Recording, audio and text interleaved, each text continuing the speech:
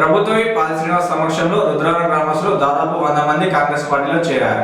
వేములవాడ శాసనసభ్యులు ప్రభుత్వ విప్ ఆది శ్రీనివాస్ సమక్షంలో పలువురు కాంగ్రెస్ పార్టీ తీర్థం పుచ్చుకున్నారు. వేములవాడ మండలంలోని అర్బన్ మండలం రుద్రవరం గ్రామానికి చెందిన దాదాపు 100 మంది పలు పార్టీల నుండి కాంగ్రెస్ పార్టీలో చేరగా వారికి పార్టీ కండువాలు కప్పి సాదరంగా ఆహ్వానించారు. రుద్రవరం గ్రామానికి చెందిన బీఆర్ఎస్ బీఎస్పీ నేతలు 100 మంది కాంగ్రెస్ పార్టీ అర్బన్ మండల అధ్యక్షులు పిల్లి కనకయ్య, గ్రామ శాఖ అధ్యక్షులు తాడేల్ శ్రీనివాస్ తో పాటు నేతలు గాలిపల్లి స్వామి, ఊరడి రామరెడ్డి ఆధ్వర్యంలో కాంగ్రెస్ పార్టీలో చేరారు.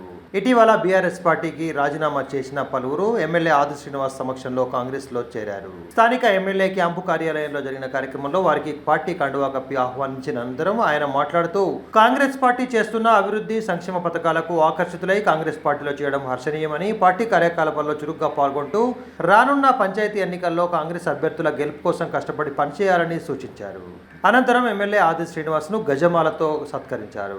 కార్యక్రమంలో మార్కెట్ కమిటీ డైరెక్టర్లు కత్తి కనకయ్య, గుర్రం విద్యాసాగర్, అర్బన్ మండల కాంగ్రెస్ నేతలు, కార్యకర్తలు హాజరయ్యారు. కనకయ్య గారు మాట్లాడుతూ రుద్రవరం గ్రామం నుంచి కాంగ్రెస్ పార్టీలో వివిధ పార్టీల నుండి ఒకవైపు బీఆర్ఎస్, మరోవైపు బీజేపీ, మరోవైపు సామాజిక దృక్పథంతో ముందుకు పోతున్నటువంటి నాయకత్వం, అదేవిధంగా బహుజన సమాజ్ పార్టీ సంబంధించిన వాళ్ళందరూ కూడా పెద్ద ఎత్తున కాంగ్రెస్ పార్టీలు మీ ఆధ్వర్యంలో చేయడానికి రావడానికి ఉన్నారంటే ఈరోజు వారికి ఆహ్వానం పలకడానికి ఇక్కడ ఉండడం జరిగింది.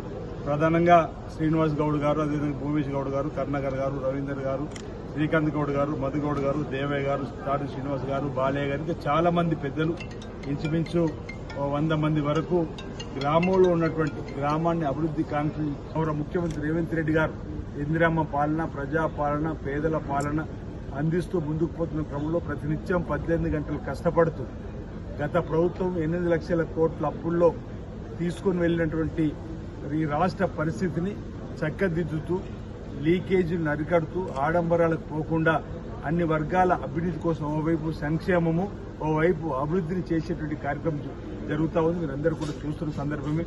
ఈ మధ్యలో పేద ధనిక తేడా లేకుండా ప్రజలందరికీ ఉపయోగపడేటువంటి సన్నబియ్య పథకాన్ని కూడా ప్రారంభం చేయడం, దాంతోపాటు ఈరోజు ఆడతల్లో ఆర్టీసీ బస్సులు ఉచిత ప్రయాణం కానీ, గ్యాస్ సిలిండర్ కూడా 500 రూపాయలకి ఇచ్చేటువంటి కార్యక్రమం కానీ, రైతులు రుణమాఫీ చేసే క్రమంలో ఇంచుమించు 25,25,000 కుటుంబాలకు 20,650 కోట్ల రూపాయలు కూడా మంజూరు చేసే కార్యక్రమం.